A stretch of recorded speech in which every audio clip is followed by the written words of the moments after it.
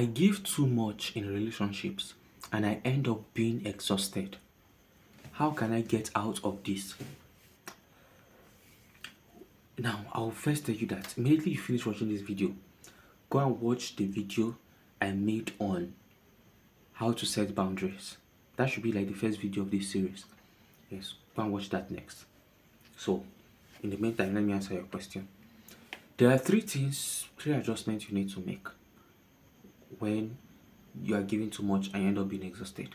Number one, you need to understand that you are a giver. There are people who are like givers, they enjoy giving so much. That's not a problem. The problem is in the receiving end. If you are giving and you are getting the same energy that you are giving, you will not feel used. But the reason why you are feeling exhausted and used in this situation is because you are giving and you are not getting commensurate to the level with which you are giving or at which you are giving. So the first adjustment will be to ask for your needs. Most times people that get exhausted from giving, they find it very difficult to ask for what they need. So they just expect the other person to know that I need this. Like the same way I'm doing this for you, doing this for you, doing this for you. I expect you to just know what I need and do it for me as well. But most times it is not the case. And the fact that the person does not know what you need is not because they're a bad person. It's just because you have different personalities, you have different experiences, you have different upbringings. So the way you view things is different. So in this situation now, you need to take the difficult and uncomfortable step of asking for what you need. That if there's something you expect them to do and they are not doing it, instead of just getting angry and complaining and grumbling, you walk up to them and say, I would really like if you do this and if you do this.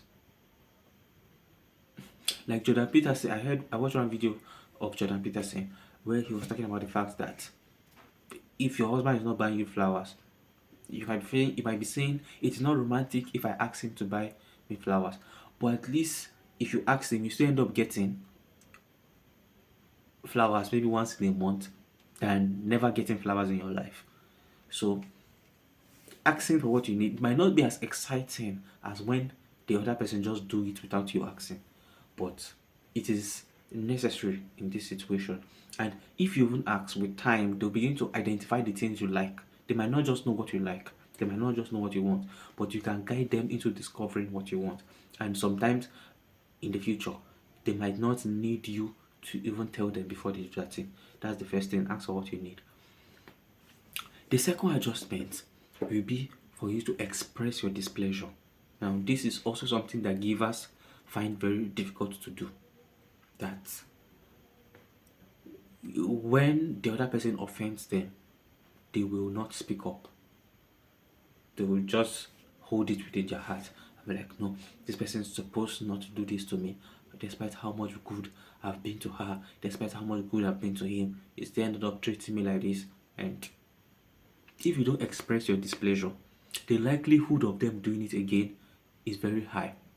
And the sad part of that is that they will do it now and do it again and do it again and do it again, and you just keep on bottling up resentment for that person. One way we deceive ourselves is that we try to say, I don't need to tell the person that they have wronged me, I can just easily forgive them. So in your mind, you forgive today, you forgive tomorrow, forgive next tomorrow, but you are not really forgiving. You are just piling up the offenses until you get to a point where you now hate that person, you resent them, you don't want to have anything to do with them again, you now feel exhausted in the relationship. So, number one, while you are communicating your needs and asking them what you want, you should also express your displeasure and tell them when they do things you don't like, or when they are not doing things that you would have liked. Express your displeasure. And then the third thing, as we round up, is for you to say no when they are asking you for some request that you are not comfortable doing. Another thing that givers do is that they tend to sacrifice and sacrifice even when it's not convenient. And the other person will now, if it's not convenient, the person will not sacrifice. They can sacrifice sometimes, but they will not sacrifice always. And you begin to feel used that I always sacrifice, whether it's convenient or not, but you don't sacrifice always.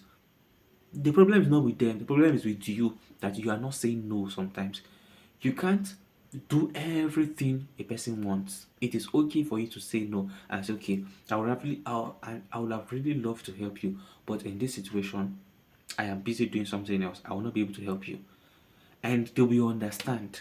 Someone that leaves you because you decline their request, they don't really love you, they're just trying to use you. So that will even help you test how much committed they are to you. When you can speak up and say no, that no, I don't mean say no in a rude way, but just decline sometimes that this request you are making of me, I'll not be able to meet it. If it's something that is stressing you so hard, if something that you have to sacrifice so much, you cannot keep sacrificing so much every little time. There are times where you need to take care of yourself as well. So learn to say no. Now, the next thing I will want you to know, I've already said all of that in the video how to set boundaries, because every this saying no now is an example of setting a boundary.